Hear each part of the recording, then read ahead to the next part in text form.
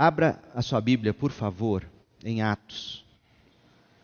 Atos capítulo 3. Nós vamos ler os versos 11, 12 e o 16. Ou 26. Não, é o 16 mesmo. Atos 3, a partir do verso 11. Eu quero pensar com vocês sobre o tema a palavra pela ordem.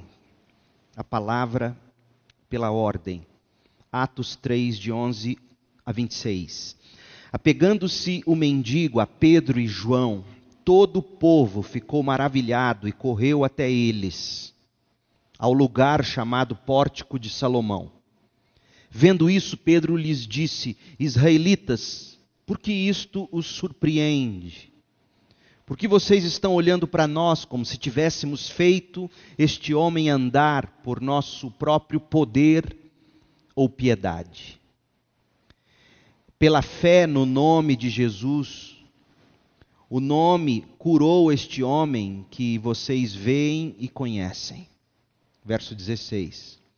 A fé que vem por meio dele lhe deu esta saúde perfeita, como todos podem ver. Amém. Quando um deputado ou um senador reunido com seus pares no Congresso Nacional interrompe os trabalhos da mesa com a expressão: pela ordem, senhor presidente, você tem ideia do que ele está dizendo? Não dá para ter ideia, né?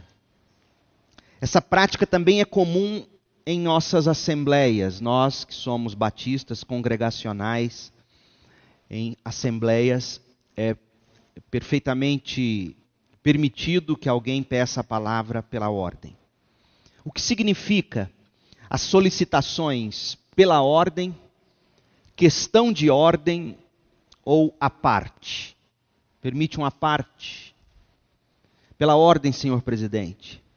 Questão de ordem, senhor presidente. O que tudo isso significa?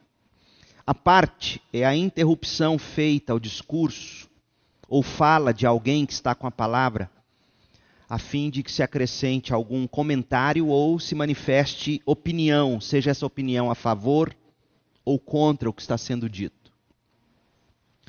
A questão de ordem é uma solicitação de esclarecimento. A pessoa pede a palavra para tirar alguma dúvida quanto à interpretação que está sendo dada ao regimento, ou ao estatuto, ou ao andamento da matéria. A questão de ordem é tirar dúvida.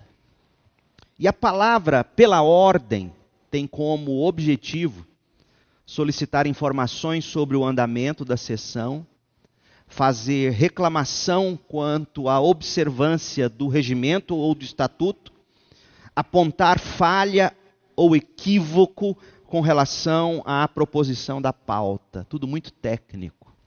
Mas nós, como batistas, precisamos ter uma noção mínima sobre isso.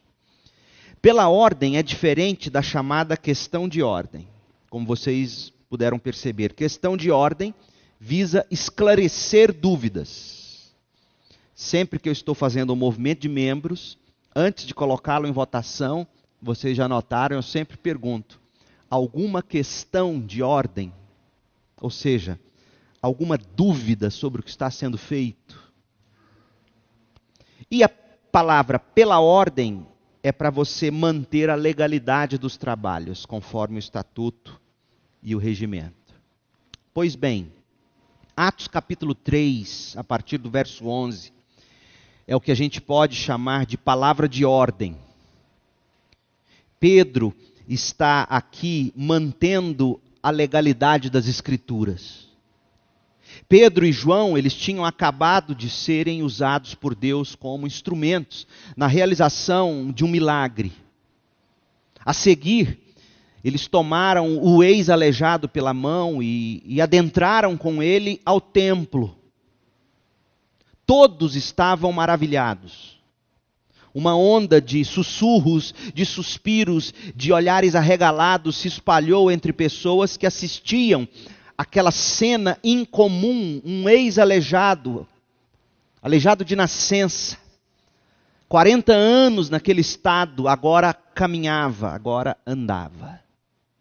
Pedro, então, literalmente, quando percebe os sussurros, quando percebe os comentários, quando percebe a onda de espanto e de olhares arregalados, ele diz o seguinte, e leia de novo a cena comigo, Atos 3:11. Apegando-se o mendigo a Pedro e João. É como se ele estivesse, já viram o pintinho correndo atrás da galinha, andando ali, o cachorrinho se arrastando, o filhotinho, para não sair de perto da mãe, esse homem escorado em Pedro e João, como um filhote agarrado à mãe. E todo o povo ficou maravilhado e correu atrás deles ao lugar chamado Pórtico de Salomão. Vendo isso, Pedro traz a palavra pela ordem. Esse é o segundo sermão de Pedro aqui no livro de Atos. E o objetivo deste sermão, no primeiro sermão, Pedro quis dizer o seguinte: esses homens que estão falando em línguas que vocês entendem nos seus próprios idiomas, eles não estão embriagados, eles estão cheios do Espírito. É cumprimento de uma profecia o que está acontecendo aqui. Esse foi o tema do sermão. Aqui no segundo sermão, o objetivo é trazer informações, é fazer esclarecimentos quanto ao nome de Jesus. Foi o nome de Jesus que curou esse homem, Atos 3,16. Eles estavam maravilhados, mas estavam confusos. E por isso aquela gente precisava de uma palavra que trouxesse ordem aos corações deles. O mesmo tipo de ordem, eu arrisco dizer, que milhares e milhares de evangélicos por esta Goiânia afora, por este Goiás afora, por este Brasil afora hoje, tanto precisa. Porque, irmãos, nós temos visto muita gente maravilhada com o poder de Deus. Mas muita gente, na mesma proporção, equivocadas em seus corações. Gente com mentes confusas, gente com a fé desordenada. E sempre que eu olho para esse cenário evangélico brasileiro, eu me recordo do que Paulo disse sobre os judeus. Abra sua Bíblia em Romanos 10. E veja como é plenamente possível você ser religioso e estar equivocado. É plenamente possível você ser evangélico e estar perdido. Paulo diz em Romanos 10, verso 1, irmãos, o desejo do meu coração e a minha oração a Deus pelos israelitas é que eles sejam salvos. Oh, irmãos, hoje nós somos crentes em Cristo. Para nós essa expressão não soa espantosa. Mas para você ter uma ideia, guardadas as proporções, é como se Paulo hoje estivesse dizendo algo mais ou menos assim. O desejo do meu coração e a minha oração a Deus pelos evangélicos é que eles sejam salvos. Da mesma forma que isso causa espanto no nosso coração, furor, isso causou nos judeus. Por quê? Porque eram gente piedosa, gente de fé, gente religiosa, mas que precisava ser salva, independentemente daquilo que criam. Por quê? Por que Paulo diz isso? Olha o que Paulo vai dizer no verso 2. Posso testemunhar que os israelitas têm zelo por Deus, mas o seu zelo não se baseia no conhecimento. Tem zelo, mas sem entendimento. Porquanto, ignorando a justiça que vem de Deus, e a justiça que vem de Deus, irmãos, é Cristo. Ignorando Cristo, procurando estabelecer a sua própria justiça. O que eu vejo no cenário evangélico hoje são pessoas que ignoram Cristo e continuam buscando rituais, simbolismos, festas judaicas, campanhas, concentrações de milagres, em busca do poder de Deus, mas a justiça de Deus, que é Cristo, é deixada de lado. E Paulo continua, não se submeteram à justiça de Deus, não se submeteram ao Evangelho de Cristo, porque o fim da lei é Cristo, o fim de toda a fé é Cristo. para a justificação de todo o que crê. Paulo, irmãos, falava dos judeus que insistiam em olhar para a lei sem olhar para Cristo. E eu arrisco a dizer, repito, da mesma forma hoje, milhares de, entre aspas, evangélicos olham para o poder e para os milagres de Deus sem olharem para Cristo. A motivação ainda é a mesma. A glória e o benefício pessoais. Nada de Cristo. Ainda hoje Paulo diria, o zelo dessa gente não se baseia no conhecimento. Tem zelo por Deus, porém não com o entendimento. É por isso que nós precisamos da palavra pela ordem. É por isso que este segundo sermão de Pedro é fundamental. O que a palavra de Pedro traz de ordem ao cenário evangélico brasileiro? O que a palavra de Pedro traz de ordem à Segunda Igreja Batista em Goiânia? O que a palavra de Pedro traz de ordem para os nossos corações? Zelosos, quero crer, mas que precisam de entendimento. Primeira coisa, e aí volte comigo para Atos capítulo 3. A primeira coisa que eu observo no sermão de Pedro, ele fala que o poder e a glória são de Deus, não do homem. O poder e a glória são de Deus, não do homem. Quem fez o milagre? O que significa tudo isso que aconteceu? É óbvio, e o texto deixa claro para nós, que lá no Pórtico de Salomão e no entorno dele, imediatamente após a cura, todos focaram as atenções em Pedro e João. Todos dedicaram suas admirações a Pedro e João, que adentraram ao templo com aquele homem agarrado neles como um filhotinho atrás da mãe. Pedro, porém, ele pede a palavra pela ordem para esclarecer. E diz que aquilo se tratava do poder e da glória de Deus e não deles, e não de homens. Olha o que diz o texto.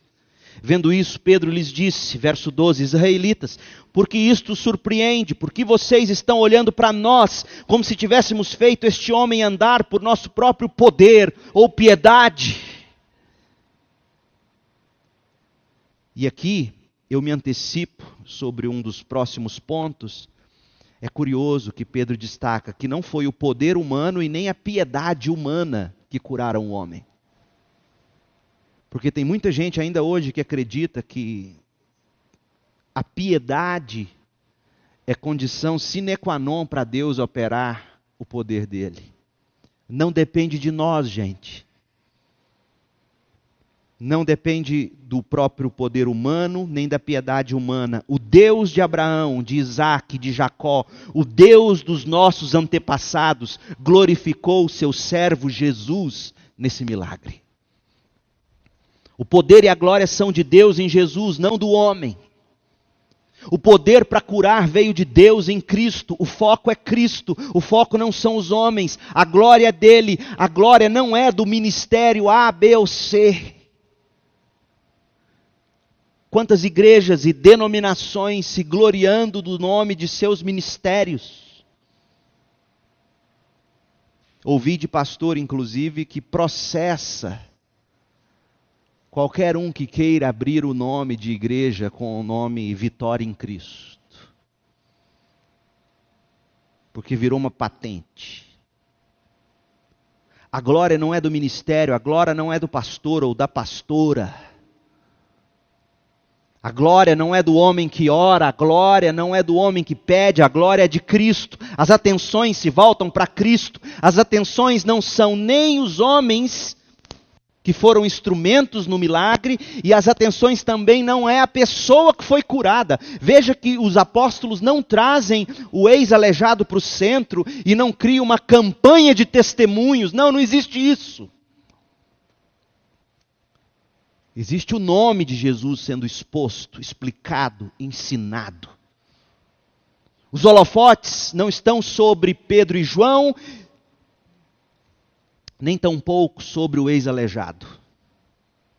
Irmãos, como a igreja de hoje precisa saber disso. Como a igreja de hoje precisa entender que a glória não é do pastor, não é do líder, não é da igreja, é de Cristo. A nossa espiritualidade apostólica não dá espaço para o personalismo, para o estrelismo, para o sobrenaturalismo. O espaço é de Cristo. O poder e a glória são de Deus, não do homem. Pedro deixa isso claro. Veja que foi o primeiro grande ato público da igreja depois do Pentecoste. Como essa palavra de Pedro traz ordem para nós. A glória não é de quem foi curado. A glória não é de quem foi instrumento para o milagre acontecer. A glória é do Senhor. Fuja desses que arrogam para si o poder de Deus. O poder de Deus está naquela concentração de milagres. O poder de Deus está naquele homem do chapéu. O poder de Deus está naquele homem que os dedos ficam assim tortos. Fuja disso. Porque o poder é do nome de Cristo. A segunda coisa que Pedro diz é assim: a fé é em Cristo, não na fé. Assim que ele esclareceu que o poder e a glória são de Deus em Cristo, não do homem, Pedro agora relembrou à multidão quem era o Cristo. Quem era esse Cristo, autor do milagre? É o mesmo Cristo que eles tinham mandado para a cruz. Olha o que Pedro diz, Atos 3, verso 13. O Deus de Abraão, de Isaac e de Jacó, o Deus dos nossos antepassados, glorificou o seu servo Jesus, a quem vocês entregaram para ser morto e negaram perante Pilatos, embora ele tivesse decidido soltá-lo. Foi esse que fez o milagre. Vocês negaram publicamente o santo e justo e pediram que lhes fosse libertado um assassino, Barrabás.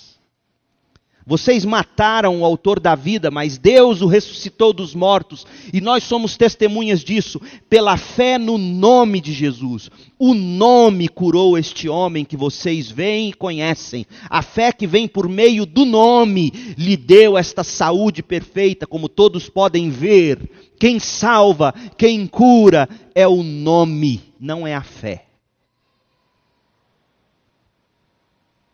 Não é a fé na fé que cura.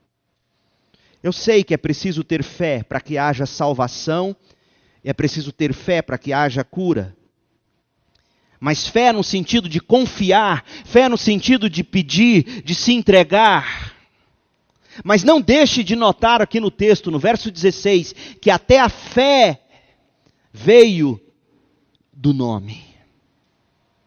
A fé que vem por meio de Cristo, não vem de nós, é dom de Deus, é dele, por ele e para ele, todas as coisas, inclusive a nossa fé. E portanto a ele toda a glória é dada. Irmãos, é importante saber disso porque os milagres e as operações de Deus não dependem dos nossos sacrifícios de fé.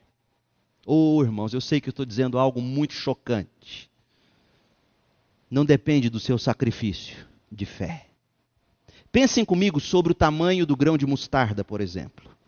Quando Jesus declarou que basta ter fé do tamanho de um grão de mostarda para a gente mover um monte de um lugar para o outro, por que você acha que ele escolheu o grão de mostarda para descrever o tamanho da fé? Porque ele está dizendo o seguinte: não depende do tamanho da fé. Tamanho do grão de mostarda não depende do tamanho da fé. Qual é o ponto de Jesus, portanto? O ponto de Jesus é o seguinte: para que haja um milagre, para que haja salvação, não depende do tamanho da fé, depende de se ter fé e ponto. Na verdade, os apóstolos não tinham fé. Eles estavam incrédulos. E por isso que Jesus usa como exemplo esse tamaninho ridículo de um grão de mostarda para descrever, entre aspas, o tamanho de fé necessário para Deus agir. Em outras palavras, não é o tamanho da fé, é simplesmente ter fé. E essa fé pode ser do tamanho de um grão de mostarda, mas tem que ter fé. Olha o que Jesus diz em Lucas 17, é impressionante. Lucas 17, verso 5. Os apóstolos disseram ao Senhor: aumenta a nossa fé. Aumenta. Quando você aumenta alguma coisa, você aumenta a partir do que já existe. Não é assim? A lógica é essa. Foi esse o pedido, aumenta a nossa fé, queremos uma fé grande. E Jesus respondeu, gozado, eu não vejo fé, vou aumentar o quê? Se vocês tiverem algo pequenininho, do tamanho de um grão de mostarda, de uma semente de mostarda, vocês poderão dizer a esta amoreira, arranque-se e plante-se no mar, e ela lhes obedecerá. Perceberam, irmãos? Os apóstolos achavam que precisavam de uma fé maior. Jesus disse, não, na verdade vocês não têm fé, vocês precisam de fé. Irmãos, quando eu vejo sacrifícios de fé entre evangélicos, sabe a sensação que me dá? De que não é fé. É pura ansiedade, fazendo pressão em Deus. Sabe aquele menino que fica na barra da saia da mãe, no pé do pai, dizendo, pai, você vai me dar a bicicleta? Não esqueça da minha calói, não esqueça da minha calói, lembra? Isso é fé ou é ansiedade fazendo pressão? Faça, Deus, olhe para mim, Deus, veja o meu sacrifício de fé, Deus, faça logo, Deus, faça, Deus. Isso não é sacrifício de fé, e mesmo que fosse, isso não serve. Pressão, Deus não age sob pressão. Aliás, era isso que os israelitas viviam fazendo, eles guardavam as regras e diziam, veja Deus, olhe como eu sou bom, Deus, eu guardei o mandamento, Deus, eu mereço perdão, Deus. Se antes o povo de Deus fazia por merecer o perdão, através dos sacrifícios ritualísticos do judaísmo, hoje, o povo, dito povo de Deus, faz por merecer a bênção. É impressionante, as pessoas buscam fazer por merecer a bênção, através do quê? Sacrifícios de fé. E elas se autoflagelam com disciplinas espirituais. E veja, meus irmãos, eu sou totalmente pró-disciplinas espirituais. Com a motivação adequada. Eu não vejo fé em muitos sacrifícios de fé. Eu vejo uma fé imatura, ansiosa, fazendo pressão em Deus. E aí Deus vira para nós, que agimos assim, da mesma forma que o pai vira para o filho e diz assim, cara ruim para mim é fome. Você pode pressionar o quanto quiser, vai chorar o quanto quiser, não vai ganhar. Pedro, com a palavra pela ordem, ele diz, a fé é em Cristo, não é na fé. A fé, além de não glorificar a Deus, a fé na fé, além de não glorificar a Deus, faz a gente viver correndo agitado de um lado para o outro. Ó Senhor, olha para a minha fé. Ó Senhor, olha para mim, olha para mim, olha para mim. Agora, a fé em Cristo, além de glorificar a Deus, faz a gente sossegar a alma, descansar satisfeito com o leite da graça de Deus. Como eu amo o quadro pintado pelas palavras de Davi no Salmo 131, 2, que diz assim, assim como a criança desmamada, ou seja, a criança que acabou de mamar, fica quieta nos braços da mãe, assim eu estou satisfeito e tranquilo, e o meu coração está calmo diante de mim. Isso é fé em Cristo. Mas eu vejo o bando do povo de Deus parecendo gato. Você já viu o gato? Mesmo comendo, ele mia.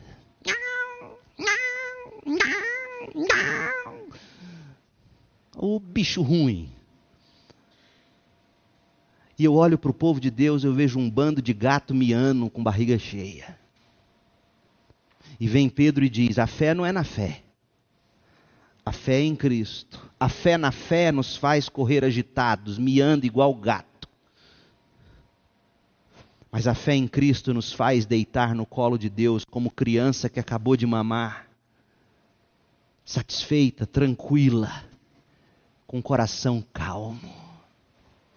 Isso quer dizer que você só ora uma vez por determinada coisa? Não.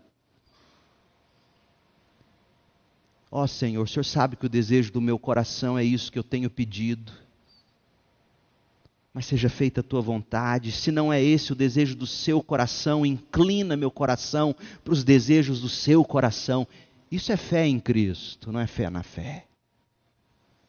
É bem diferente de eu dizer: Senhor, o Senhor tem visto o meu propósito, o Senhor tem visto o meu sacrifício, eu tenho acordado cedo, eu tenho feito isso, Senhor, dá-me, o Senhor prometeu, eu sou cabeça, não sou cauda. Você é um gato miando ao redor do balde de leite. A fé em Cristo não é na fé. O tesouro está no céu, não na terra, é a terceira lição que Pedro ensina. O tesouro está no céu, não na terra. A esperança dos israelitas estava em um Messias que restauraria a supremacia de Israel sobre as outras nações. Pedro, porém, alertou dizendo: olha, o tesouro está no céu, não aqui. Olha o que ele diz, Atos 3,17. Agora, irmãos, eu sei que vocês agiram por ignorância, bem como seus líderes, mas foi assim que Deus cumpriu o que tinha predito por todos os profetas, dizendo que o seu Cristo haveria de sofrer. Ou seja, eles não queriam um Cristo sofredor. Eles queriam um Cristo rei, vitorioso sobre as nações, que devolvesse a Israel a supremacia. Aí Pedro diz: o Cristo haveria de sofrer. A glória dele é celestial, o reino dele não é dessa terra. Arrependam-se, pois, e voltem-se para Deus, para que seus pecados sejam cancelados, para que venham tempos de descanso da parte do Senhor, para que venha refrigério da presença de Deus, e Ele mande o Cristo, o qual lhes foi designado por Jesus. É necessário que Ele permaneça no céu, até que chegue o tempo em que Deus restaurará todas as coisas. A nossa esperança está no alto, por isso Paulo diz: busque as coisas do alto. Põe o seu tesouro, ponha seu coração nas coisas do céu. Lá a ferrugem não corrói, a traça não rói. Não ponha seu coração aqui. Lá está Cristo, de lá virá Cristo. E é da presença de Cristo que vem refrigério para nós nessa terra, enquanto a gente aguarda ansiosamente a manifestação dos filhos de Deus, para definitivamente irmos morar no céu. Irmãos, o crente não coloca seus corações nas coisas da terra. Ontem eu voltando daqui para casa, do encontro de casais, eu tenho a televisão ali no som do carro. Depois eu vou editar, não vai sair no vídeo, eu não assisto no trânsito. Mas estava passando Zorra Total. E eu só deixei porque o quadro da Zorra Total era um pastor evangélico. E eu falei: deixa o mundo pregar contra a igreja. E fui ouvir. E eles fazendo chacota, o pastor, dito pastor, fazendo chacota de igrejas que ficam explorando a boa-fé dos outros. Aí um senhor se levanta no auditório, lá na congregação do dito pastor, e diz: mas porque ele falou que como é que vocês ficam sonegando o dízimo? E aí o pastor: mas como a igreja não paga imposto, eu pensei que não precisaria pagar o dízimo. Em outras palavras, irmãos, já é uma pressão da mídia para que a igreja seja tributada por causa de tanta lavagem de dinheiro e safadeza nesse meio dito gospel evangélico. E aí quando esse homem diz isso, o pastor corre na direção dele, põe a mão na cabeça dele e falou assim: sai dele, demônio de sonegação. E começou a fazer chacota. Sai dele, demônio de sonegação, algo do tipo. Eu falei: realmente, essa igreja dita evangélica merece essa chacota. Porque a gente tem posto as nossas esperanças aqui na terra. E aí nós transformamos Deus no cartão de crédito, nós transformamos Deus no caixa eletrônico, nós transformamos Deus num Papai Noel, literalmente, onde a gente tenta viver por merecer e diz: Senhor, eu mereço, me dê a benção. Ô bom velhinho, olhe para as minhas boas atitudes de fé, para os meus sacrifícios de fé. Se nós tivéssemos o coração no céu, nós oraríamos para Deus nos abençoar de forma diferente como a gente ora. Senhor, abençoa-me de tal forma que eu possa ter mais para ajudar mais. Senhor, que eu possa ter de tal forma que eu possa receber ou ter saúde para eu me desgastar no reino. Mas não é assim. Os nossos compromissos com as coisas da terra, irmãos, é para nos fazer orar e agir como Jesus ensinou. Venha a nós o teu reino, seja feita a tua vontade e a tua justiça, assim na terra como no céu.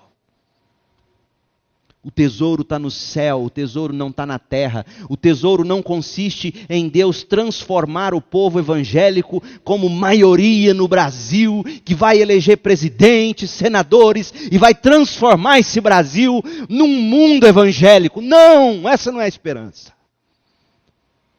A esperança é o céu.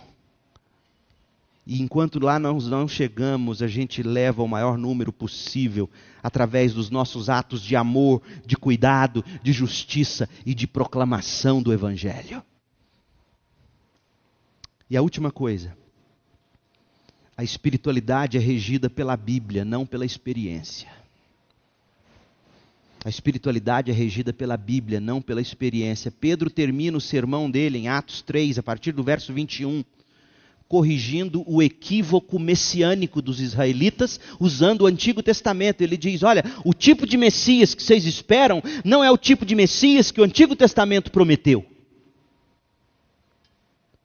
E aí Pedro usa 3 grandes correntes proféticas. Ele usa a corrente de Moisés, de Samuel e de Abraão. Os judeus se guiavam pelas interpretações das experiências pessoais deles. Os judeus se guiavam pelas interpretações que eles faziam da lei segundo o desejo do coração deles. E aí Pedro se levanta pela ordem e traz a palavra de ordem. E quando você tem a palavra de ordem, presidente algum tem direito de caçá-la. E Pedro tinha a palavra de ordem. E Pedro diz assim no verso 21, como falou há muito tempo por meio dos seus santos profetas. Em outras palavras, Pedro está dizendo, pare de olhar para as experiências de vocês, pare de olhar para as interpretações equivocadas de vocês, parem de achismo, parem de desejos egoístas e vejam, ouçam o que os profetas disseram. E o que eles disseram? Disse Moisés, o Senhor Deus lhes levantará dentre seus irmãos um profeta como eu, ou seja, humano como vocês, igual a vocês no sentido de humanidade. Ouçam-no, ouçam a Ele, não ouçam os corações de vocês, não ouçam os sentimentos, os equívocos de vocês, ouçam a palavra dEle. Quem não ouvir esse profeta será eliminado do meio de seu povo. De fato, todos os profetas, de Samuel em diante, um por um, falaram e predisseram estes dias que a igreja estava vivendo em Jerusalém. E vocês são herdeiros dos profetas e da aliança que Deus fez com seus antepassados. Ele disse a Abraão, por meio da sua descendência, todos os povos da terra serão abençoados. Tendo Deus ressuscitado o seu servo, enviou primeiramente a vocês para abençoá-los, convertendo cada um de vocês das suas maldades. Sabe o que Pedro está dizendo? A nossa espiritualidade ela é regida pela Bíblia e não pela experiência pessoal. Seja essa experiência de alguém que te diz, seja o seu coração enganoso. Jesus nos ensinou que são aos profetas e aos apóstolos, conforme a revelação da Bíblia, que nós devemos ouvir. E como é que a gente ouve a voz de Deus?